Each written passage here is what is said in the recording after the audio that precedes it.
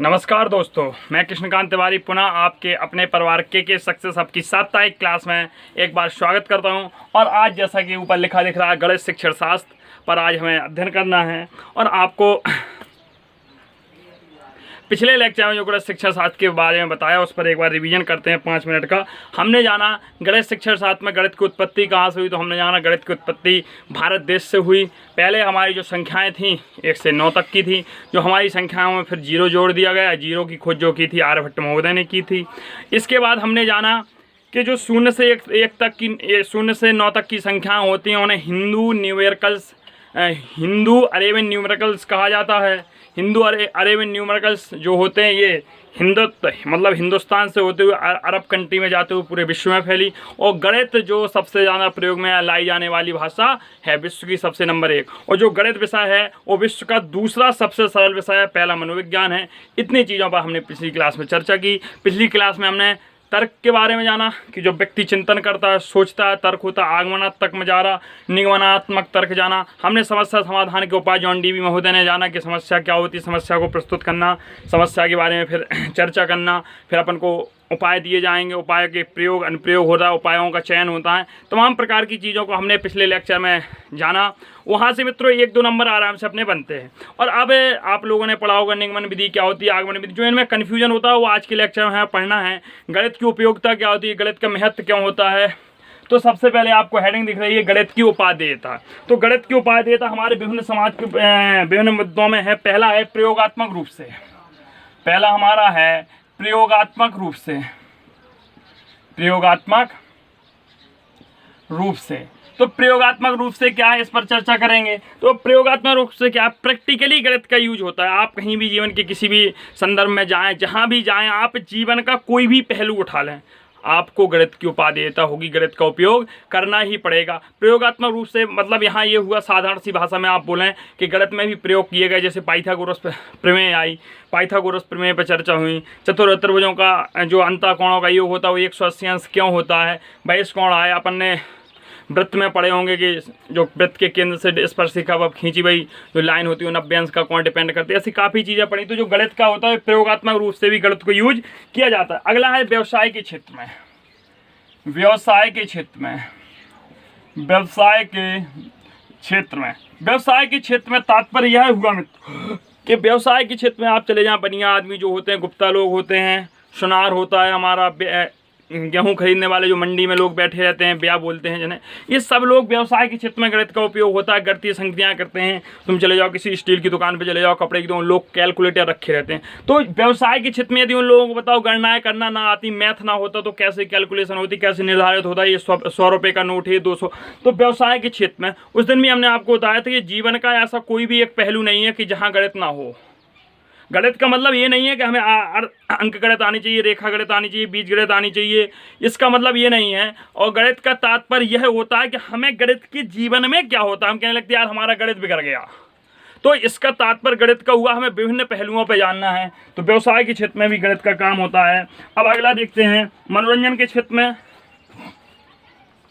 मनोरंजन के क्षेत्र में, मनोरंजन के क्षेत्र में, अनुशासन के क्षेत्र में, अनुशासन के क्षेत्र में, अनुशासन के क्षेत्र में। देखो इन दोनों, मनोरंजन के क्षेत्र में क्या, आजकल पिकनिक पार्क बन गए हैं, तो वहाँ भी गणित का उपयोग होता है। कैसे होता है, बड़े बच्चों को यदि हमें कोई चीज़ सिखानी है, जैसे कि हमें वर्गाकार सिखाना, तो हम बच्चों को उदाहरण दे सकते हैं। उन्हें पार्क में जाके उन्हें हम ज्यामितीय आकृतियों से बता सकते हैं, बेटा आयत में कैसा होगा, वर्ग कैसा होगा। अगर बच्चों को, अगर हमें मनोरंजन के क्षेत्र में, मनोरंजन का मतलब क्यों, हम प्रकृति से कोई भी मनोरंजन वाले साधन लें, हम खेल खिलौनों के माध्यम से भी बच्चों को सिखा सकते हैं। अनुशासन के क्षेत्र में क्या होता है, एक कोटेशन भी कहा गया, अनुशासन ही देश को महान बनाता। तो अनुशासन के क्षेत्र में भी गणित का बहुत बड़ा महत्व। तो गणित के शिक्षक को अनुशासित रहना चाहिए, विद्यार्थियों को भी अनुशासित करना चाहिए। अगला पॉइंट हम देखते हैं समाज के व्यवहार में, या सामाजिक रूप से, समाज के रूप में, समाज के रूप से। अगला देखते हैं हम चिकित्सा के क्षेत्र में, चिकित्सा के क्षेत्र में, कला के क्षेत्र में, कला के क्षेत्र में, शिल्प के क्षेत्र में, शिल्प के क्षेत्र में। अगला हम देखते हैं विज्ञान के क्षेत्र में, विज्ञान के क्षेत्र में, मनोविज्ञान के क्षेत्र में, मनोविज्ञान के क्षेत्र में, चिकित्सा के क्षेत्र में, चिकित्सा के, तो इन बिंदुओं पर हमें चर्चा करनी है। समाज के रूप में क्या होता है, हमने बताया था गणित एक हमारा सामुदायिक विषय है। समाज के रूप में समाज के प्रत्येक पहलू में हम कहीं भी बैठ जाते हैं। हमने उस दिन भी एग्जाम्पल दिया था आपको कि लोक प्रयास, आप जिसको ये लग रहा हो कि उस दिन की बात कर रहे हैं तो आपको डिस्क्रिप्शन बॉक्स में लिंक दी जाएगी, गणित शिक्षण का आप पहला वीडियो जरूर देखिएगा। तो मित्रों क्या होता है, हम क्रमबद्ध तरीके से अध्ययन करते हैं तो हर चीज़ों का हमें ज्ञान होता है। तो अब यहाँ हमें बात करनी है समाज के रूप में, हम बता चुके थे। और ये जो टॉपिक होते हैं, जो महत्वपूर्ण टॉपिक है उस पर हम ज़्यादा चर्चा करते हैं। चिकित्सा के क्षेत्र में तो 2 बार लिख दिया। देखो चिकित्सा के क्षेत्र में क्या होता है, चिकित्सा के क्षेत्र में तात्पर्य यह हुआ कि हमें देखो डॉक्टरी जो लोग होते हैं हमें देते हैं कि ये 50 mg की गोली है, इतने ml सिरप पीना, ये करना, इतने ml इंजेक्शन लगता है। तो ये सारी चीज़ें जो भी हैं ये चिकित्सा के क्षेत्र में। तो अगर बताओ गणित ना होता तो कैसे बता दे 250 mg की गोली है, ये 50 mg की गोली है, 100 mg की गोली है, 25 mg की गोली है, 20 mg की गोली है, या इतने ml इंजेक्शन लगना, इतने ml सिरप पीना, या इतने ml का सिरप है। तो हम देखते हैं कि चिकित्सा के क्षेत्र में भी हमारा बहुत उपयोग हो रहा है जो आजकल है। आगे हम देखते हैं कला और शिल्प के क्षेत्र में। कला शिल्पकारी, हम ये देख लो जो भी आज नक्शा बनता है तो उसकी इंच माप लेते हैं। किसी अगर हम कारीगर को ठेका देते हैं तो वो भी बताता है भाई इतने वर्ग फुट का हिसाब से हम उठाई लेंगे। तो जो हम कला की इसमें देखते हैं, जो निर्माण क्षेत्र होता है कला और शिल्प क्षेत्र में, तो इसमें भी गणित का बहुत महत्वपूर्ण प्रयोग है। विज्ञान के क्षेत्र में, अरे विज्ञान में तो कल्पना ही नहीं की जा सकती। अपन जब फिजिक्स पढ़ते हैं उस विज्ञान में भी हम गणित के सवाल लगाते हैं। केमिस्ट्री पढ़ते हैं, जब केमिस्ट्री आप फिजिकल केमिस्ट्री, फिजिकली केमिस्ट्री पढ़ेंगे, भौतिक रसायन शास्त्र पढ़ेंगे तो उसमें भी आप मोल्स वगैरह के क्वेश्चंस निकालते हैं। तो इसमें मनोविज्ञान के क्षेत्र में भी आप सांख्यिकी वाले क्वेश्चंस करते हैं। तो ऐसा नहीं है मनोविज्ञान के क्षेत्र में, तो हम देखते हैं जीवन के प्रत्येक पहलू में हमें गणित की उपयोग है। तो भी यहाँ से पढ़ाने का उद्देश्य क्या, क्वेश्चन बन सकता है कि गणित का उपयोग किस क्षेत्र में नहीं किया जा सकता। तो ऐसा कोई भी क्षेत्र नहीं है इस दुनिया का, ऐसा कोई भी क्षेत्र नहीं है संसार में जहाँ पर गणित की उपयोगिता ना हो। जीवन के प्रत्येक पहलू, मैंने एक लाइन आप लोग याद रखी, जीवन के प्रत्येक पहलू आप कुछ भी कर रहे हो वहाँ गणित की उपयोगिता है, गणित लगेगा। अब आगे बात करते हैं हम विधियों की, और आज हमें चर्चा करनी है यहाँ से विधियाँ क्या होती हैं। ठीक है, हमें चर्चा करनी है कि विधियाँ क्या होती हैं, विधियों के बारे में हमें चर्चा करनी है। और सबसे पहले हमें जानना है आगमन विधि। आगमन विधि, इसके बाद हम चर्चा करेंगे निगमन विधि की। तो इस तरह से विधि जाननी है और सूत्र जाननी है। तो आगमन विधि क्या होती है, देखो आगमन, हम तो अपन को व्यावहारिक रूप से पढ़ना है, उसी रूप से इस शब्द को अपन पहले पढ़ते हैं। आगमन, आगमन, आजा, नहीं बुलाते वो गाना है तू आजा, तो आगमन, आजा, मतलब इसका अर्थ ये हुआ कि हमें इसको बुलाना पड़ेगा। और जब किसी चीज़ को हमें बुलाना पड़ता है तो उसकी हमें सिद्धि करनी पड़ती है, और सिद्धि करनी होती है तो उदाहरण होना चाहिए। तो उदाहरण से नियम की ओर, कहाँ से, उदाहरण से नियम की ओर जो विधि चलती है उसे आगमन विधि कहते हैं। देखो एक लाइन में पूरी समझ गए, इस शब्द को समझो, आगमन, आजा, आजा मैं तुझे बुला रहा हूँ। जिसे बुलाया जाता है मित्रों उसे सिद्ध किया जाता, नहीं कहना भैया फलाने के बाद सिद्धि है, या कहते हैं उस डॉक्टर ने वो रिसर्च की थी। रिसर्च का मतलब क्या होता है, उसने प्रूफ किया। तो प्रूफ कैसे किया, उसने किसी चीज़ को एग्जाम्पल माना, फिर नियम के थ्रो गया, आगमन विधि हो गई। ये खुद से होता है, हम खुद से करते हैं। तो आगमन विधि क्या हुआ, उदाहरण से नियम की ओर चलना। स्टार बना के लिखते हैं, इस विधि में उदाहरण से नियम की ओर चलते हैं, नियम की ओर चलते हैं। ये हमारी क्या हो गई, आगमन विधि हो गई। अब देखो, अब एक क्वेश्चन होता है कि आगमन विधि में कौन से शिक्षण सूत्र उपयोग किए जाते हैं। तो लिख लेते हैं शिक्षण सूत्र, स्टार बना के लिखते हैं आगमन विधि में उपयोग किए जाने वाले शिक्षण सूत्र। तो सीधा लिख लेते हैं। पहला शिक्षण सूत्र जो अपन होता है सरल से, पहला तो यही होता है उदाहरण से नियम की ओर, पहला शिक्षण सूत्र नियम की ओर। दूसरा होता है सरल से कठिन की ओर, सरल से कठिन की ओर। अगला होता है संश्लेषण से विश्लेषण की ओर, अगला होता है संश्लेषण से, माफ कीजिए, विश्लेषण से संश्लेषण की ओर, विश्लेषण से संश्लेषण की ओर। क्या होता है इसको ध्यान रखना, विश्लेषण से संश्लेषण की ओर, संश्लेषण की ओर। अगला देखते हैं हमारा चौथा जो होता है वह होता है विशिष्ट से सामान्य की ओर, विशिष्ट से सामान्य की ओर, सामान्य की ओर। तो जो भी ये शिक्षण सूत्र है आप लोगों को पढ़ा दिए जाए, किसी ना किसी विधि में जरूर आप लोगों को शिक्षण सूत्र बताए जाएँ किसी साप्ताहिक क्लास में, तो इससे आप बिल्कुल चिंता ना करें। तो अब देखो हमें यहाँ समझना है, ये हमारा इतना समझ लो मोस्ट इंपॉर्टेंट है, इतना हमें याद करना है। पहला आगमन विधि। आगमन विधि क्या होती है? आगमन, जिसका हम बुलाएं, अपने पास प्रूफ करें, मतलब उदाहरण से हम प्रूफ पर जाते हैं। उसका मतलब क्या होता है? इस विधि में उदाहरण से नियम की ओर चलता है, उदाहरण से नियम की ओर पहला शिक्षण सूत्र हो गया। ये 4 शिक्षण सूत्र इसमें उपयोग किए जाते हैं। क्या है? शिक्षण सूत्र उपयोग किए जाते हैं, शिक्षण सूत्र उपयोग या प्रयोग किए जाते हैं, प्रयोग किए जाते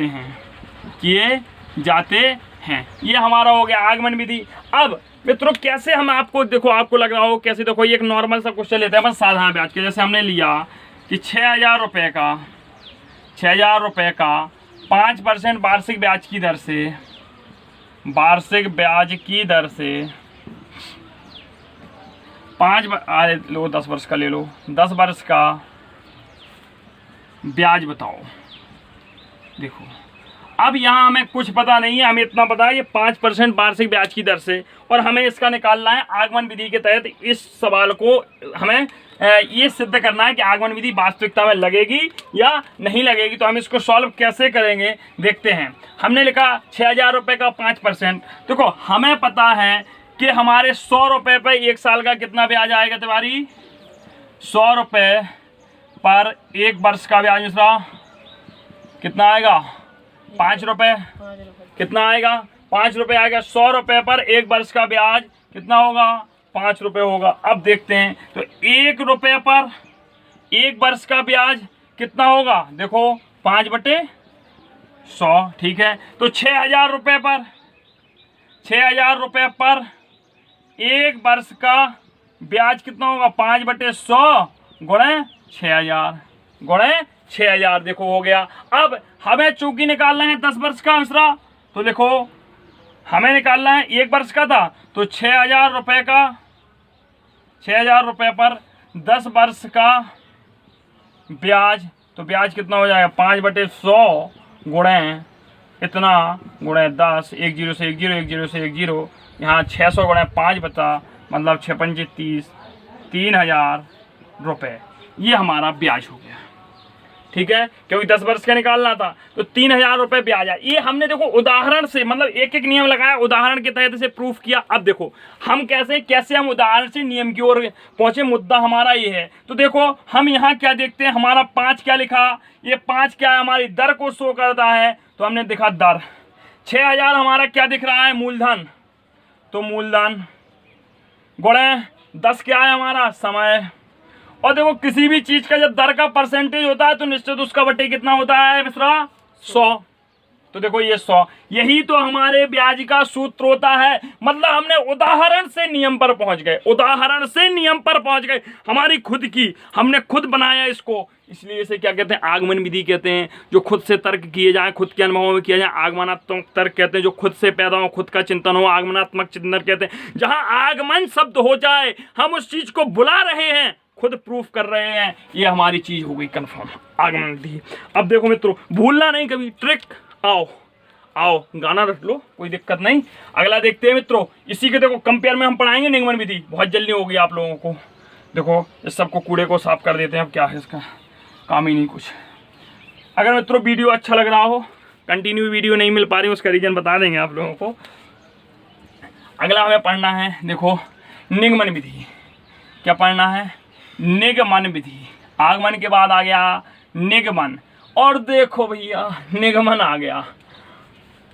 और निगमन में क्या है, हमें पहले पता होता है कि हमें सिद्ध ये करना है, पाइथागोरस प्रमेय सिद्ध करो, तो इसमें सूत्र पता है। अब ये जस्ट पहला तो एक स्टार बना लो, आगमन का जस्ट उल्टा। आगमन विधि की विपरीत विधि। आगमन विधि की कैसी विधि है मित्रा? आगमन विधि की विपरीत विधि है, विपरीत विधि है, पहला मोस्ट इंपॉर्टेंट। दूसरा, ये उदाहरण से नियम की ओर चला, तो ये कहां से चलेगा? ये मित्रों चलेगा हमारा नियम से उदाहरण की ओर। कहां से चला? नियम टू उदाहरण, नियम से उदाहरण की ओर। पहला ये इसका चलने का तरीका होता है, तो हम लिख सकते हैं यह विधि नियम से उदाहरण की ओर चलती है। यह विधि कहां से? नियम से उदाहरण की ओर, उदाहरण की ओर चलती है। अगला देखते हैं, तो अगला क्या देखते हैं? अब इस विधि में कौन कौन से शिक्षण सूत्र यूज करे जाते हैं? स्टार है। तो पहला शिक्षण सूत्र क्या होता है? नियम से उदाहरण की ओर, नियम से उदाहरण की ओर। अगला होता है कठिन से सरल की ओर, कठिन से सरल की ओर।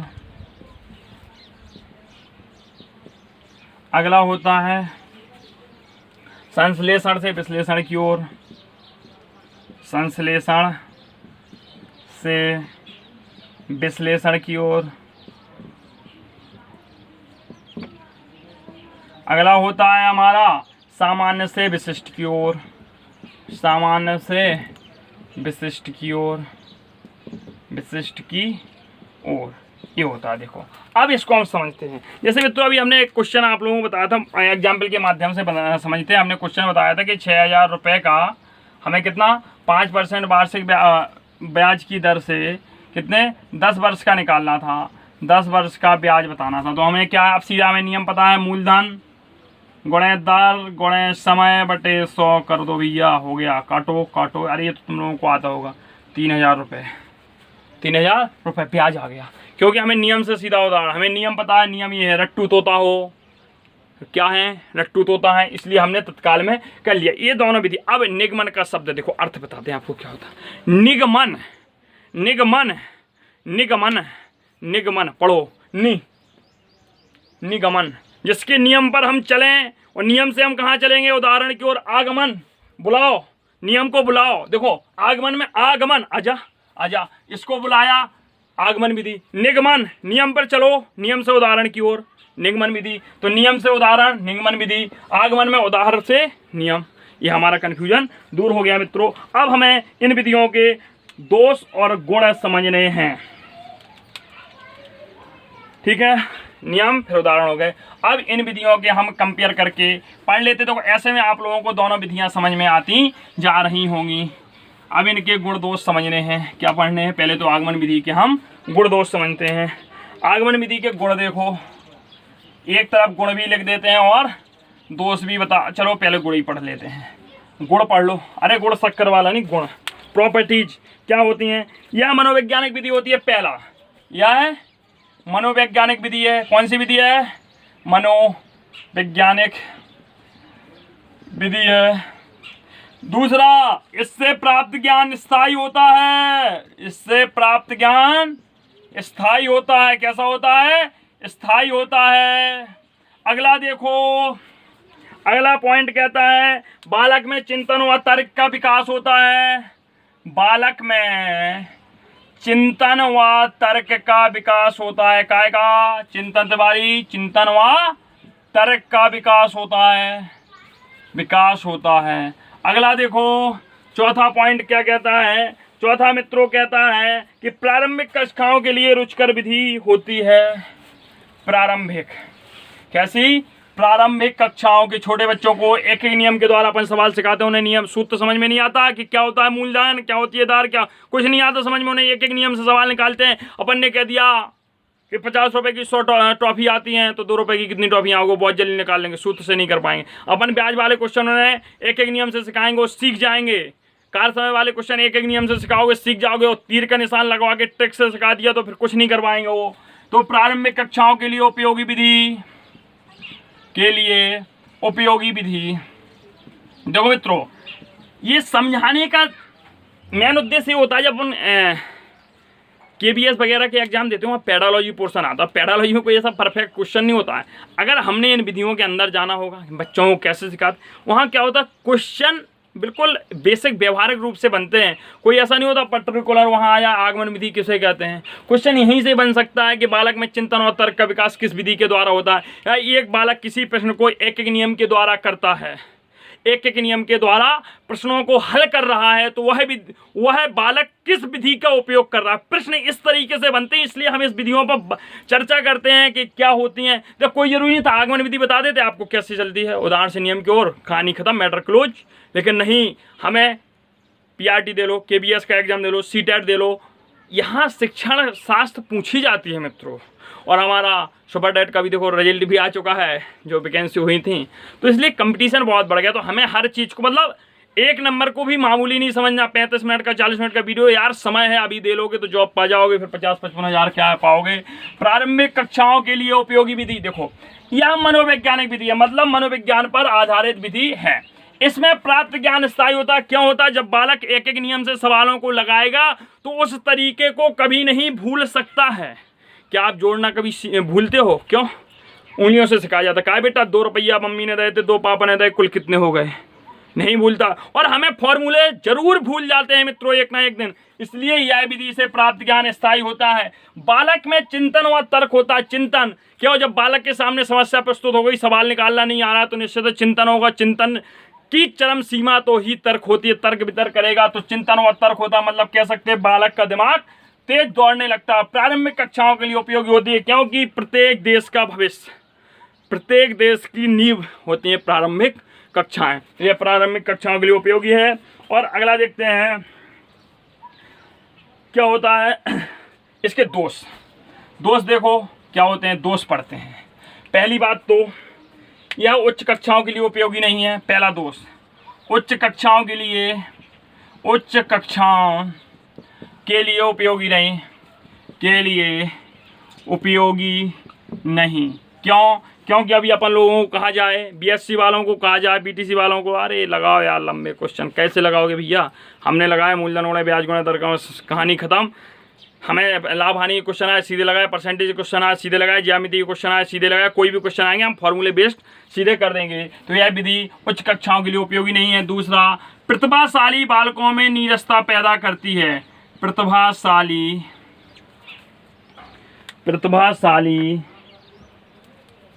बालकों में नीरसता पैदा करती है। नीरसता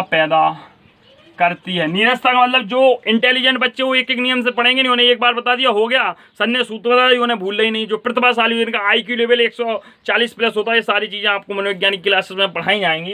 तो प्रतिभाशाली बालक जो होते हैं, जो जीनियस बॉय होते हैं, अच्छे बच्चे होते हैं, जो पढ़ने में होशियार होते हैं, जिनका पहला दूसरा तीसरा नंबर रहता है, उन बच्चों में ये नीरसता पैदा करती है। उन्हें क्या होता है, यार क्या ये मास्टर बोरिंग पढ़ा रहा है, एक एक नियम से सीधा सूत्र लगाओ, मैटर क्लोज करो, तो ये नीरसता पैदा कर देती है। होता है कुछ छोटे छोटे बच्चे होते हैं जो हम 1 से 8 तक पढ़ाने में जाते, कई होशियार बच्चे होते हैं, उन्हें सवाल एक बार समझा दो, उन्हें समझ में आ जाता, सर हमारा हो गया, सर हमारा हो गया। अब उन्हें अगर वही क्वेश्चन आप बार बार पढ़ाओगे तो बैठ के शैतानी करेंगे उनमें, क्योंकि नीरसता का भाव उन्हें लगता है यार क्या इजीली मेथड है, कहानी खत्म करने वाला। जैसे जिनको ये विधि आती होंगी वो कह रहे होंगे अरे सर ये तो सब आता था, और जिनको नहीं आती हैं वो ध्यान से सुनते हैं। यही सेम चीज़ होती है बच्चों में।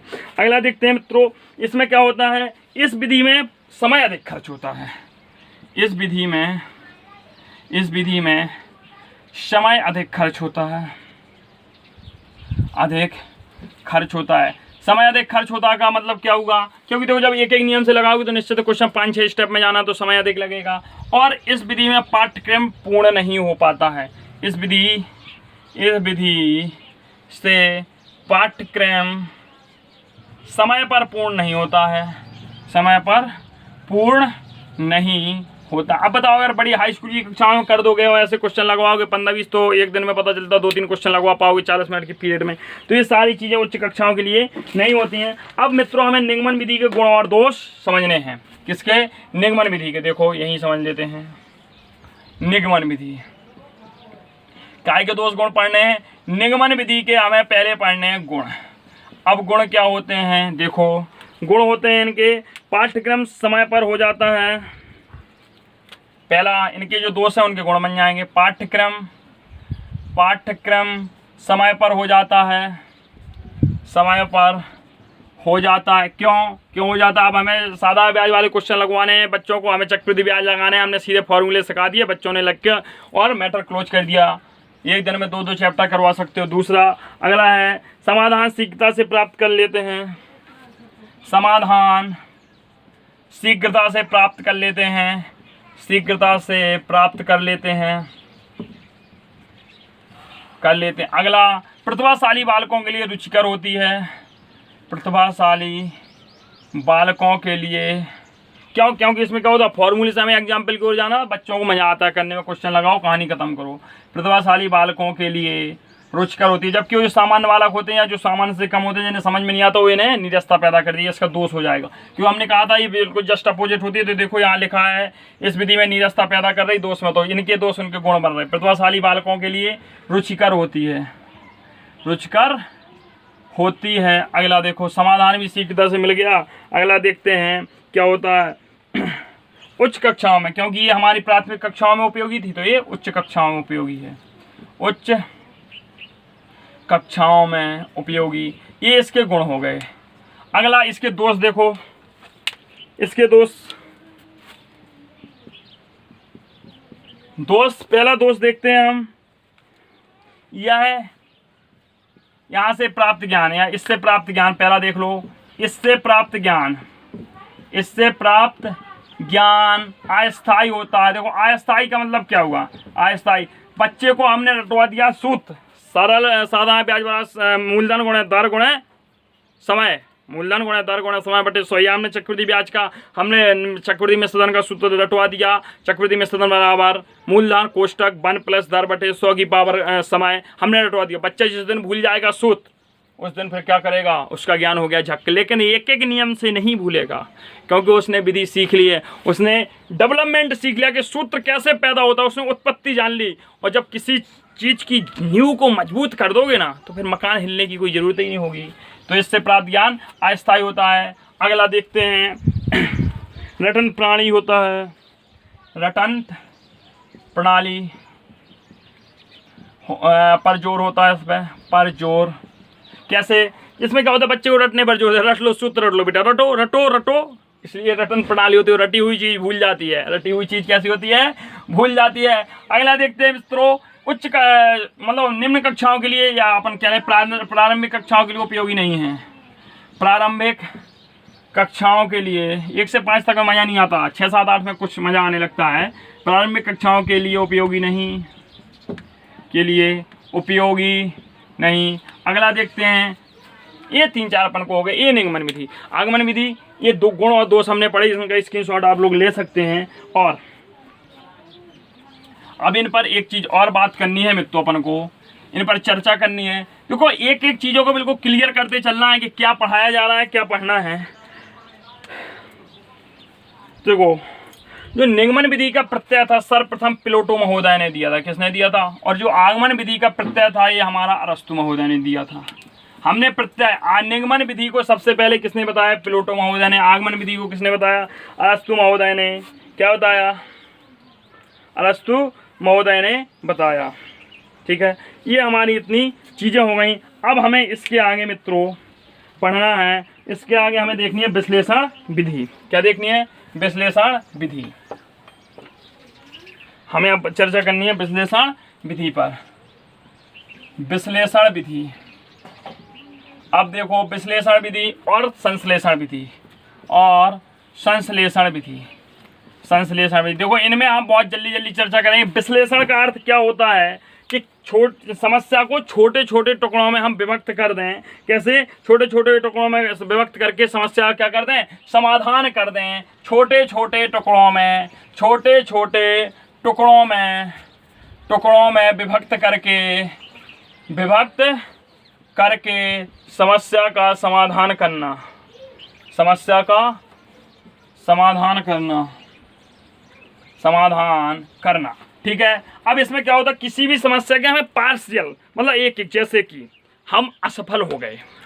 पहली बात, जैसे चुनाव कोई नेता हार गया, किसी भी पार्टी का हो, तो वो फिर छोटे छोटे भाई किस कर्मचारी ने काम गलत किया, यहाँ से बात वहाँ से, मतलब विभिन्न प्रकार के मुद्दे उठेंगे, उन मुद्दों पर चर्चाएं होंगी।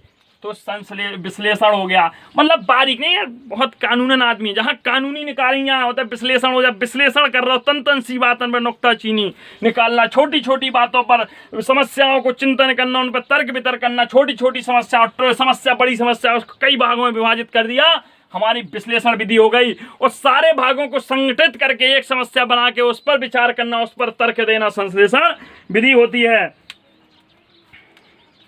विषय वस्तु को संगठित करके निष्कर्ष निकालना संश्लेषण विधि के अंतर्गत आता है। क्या के अंतर्गत आता है? संश्लेषण विधि के अंतर्गत आता है। अब देखो इसमें इनके गुण दोष पढ़ते हैं, गुण पढ़ो और इनके भी गुण, पहले इन्हीं के पढ़ लेते हैं। विश्लेषण विधि के गुण पढ़ते हैं। गुण में क्या होते हैं? तर्क चिंतन का विकास होता है, तर्क चिंतन का विकास होता है, वो तो हो ही गई जब ज़्यादा माथा पच्ची करोगे। स्थायी ज्ञान प्राप्त, ज्ञान कैसा होता है? ज्ञान स्थायी होता है, होगा। अगला देखो, ज्ञान स्थायी हो गया। आत्मविश्वास में वृद्धि होती है, आत्मविश्वास में क्या होती है? वृद्धि होती है। आत्मविश्वास में वृद्धि होती है। अगला, निष्कर्षों में स्पष्टता होती है, वास्तविकता होती है, वास्तविक निष्कर्षों की प्राप्ति होती है। कैसी होती है? वास्तविक निष्कर्षों की प्राप्ति होती है। मतलब इसमें क्या होगा, जब आप छोटे छोटे संश्लेषित करके हर मुद्दे पर चर्चा करोगे तो जो रिजल्ट निकलेगा वो वास्तविक निष्कर्षों की प्राप्ति होगी। ये इसके क्या हैं? गुण हैं। अब दोस्त तो निश्चित है, जब इतना जाना करोगे तो इसमें क्या है? समय अधिक खर्च होगा, समय अधिक खर्च, वो तो है ही कि समय अधिक खर्च, वही फिर कहानी अधिक खर्च। प्रतिभाशाली बालकों में नीरसता पैदा, प्रतिभाशाली बालकों में नीरसता, उच्च कक्षाओं में उपयोगी नहीं। अरे कहाँ उलझे रहोगे उच्च कक्षाओं में उपयोगी नहीं होगी। और अगला, पाठ्यक्रम नहीं हो पाएगा, पाठ्यक्रम समय पर पूर्ण नहीं हो सकता, समय पर पूर्ण नहीं। अब इसके गुण दोष देखने हैं हमें, तो इसके देख लेते हैं। देखो, तार्किकता को जन्म देती है, पहला गुण तार्किकता को जन्म देती है। बिल्कुल दे दो जन्म। जब तार्किकता को जन्म देगी, और यह विधि क्या होती है? समय की बचत करती है, समय कम लगता है। उच्च कक्षाओं के लिए उपयोगी होती है। ये कैसी? उच्च कक्षाओं पर उपयोगी होती है। पाठ्यक्रम समय पर होता है। विषय वस्तु को संगठित होती है, विषय वस्तु का संगठित अध्ययन। मतलब सीधा अपन कह सकते हैं, ये जो विधि होती है, संश्लेषण विधि होती है, सीधा फॉर्मूले पर आके काम सीधा टिका दो। इसके दोष क्या होते हैं? दोष देख लेते हैं। देखो ये अपने, अच्छा यहाँ गुण थे, और इसके दोष क्या होते हैं मित्रों? दोष देखते हैं। इसमें दोष क्या होते हैं? कमज़ोर बालकों के लिए कम उपयोगी, कमज़ोर बालकों के लिए कम उपयोगी। और दूसरा होता है इसका रटंत प्रणाली पर जोर, रटंत प्रणाली पर जोर जो बेकार है। और अगला होता है हमारा ज्ञान अस्थायी होता है। इसका दोष क्या होता है? ज्ञान अस्थायी होता है। अस्थायी क्यों होगा अस्थायी? सीधा हमने विषय वस्तु को संगठित किया और एक निष्कर्ष निकाला, हम इसलिए आ रहे कि हमारा इसमें बहुमत नहीं था, हमारा प्रचार प्रसार ज़्यादा नहीं हुआ। जबकि इसमें हमने हर जगह चर्चा की कि हमारा कैसा माहौल है जनता में, जनता क्या चाहती है, हमने जनता के लिए काम क्या किया। एक नेता के तहत आप इन विधियों को ज़्यादा समझ सकते हैं। तो ये अपनी संश्लेषण विश्लेषण विधि हो गई। अब इसके आगे में तो हमको खोज विधि पढ़नी है, प्रयोगशाला विधि पढ़नी है, काफ़ी चीज़ें पढ़नी है। अगर इतना ज़्यादा पढ़ाया जाएगा तो आपका वीडियो बहुत बड़ा हो जाएगा। तो इसके लिए आप जुड़े रहें, और नेक्स्ट लेक्चर पर आपको खेल विधि का बिल्कुल बेस से तगड़ा बताया जाएगा। और उस दिन लेक्चर के पहले आपको 15 से 20 क्वेश्चन दिए जाएंगे। यदि वीडियो अच्छा लगा हो तो सभी मित्र, यदि मेरी मेहनत से प्रसन्न हो, आपको लग रहा हो आपका भाई आपके लिए बहुत अच्छा कार्य कर रहा है, तो वीडियो को ज़्यादा से ज़्यादा मित्रों, आप जो वीकली क्लासेस आती हैं अपने फेसबुक पेज पर, इंस्टा पर, आप उसको शेयर ज़रूर करिएगा ताकि हमारा परिवार बहुत बड़ा हो सके। बहुत बहुत धन्यवाद आप सभी का।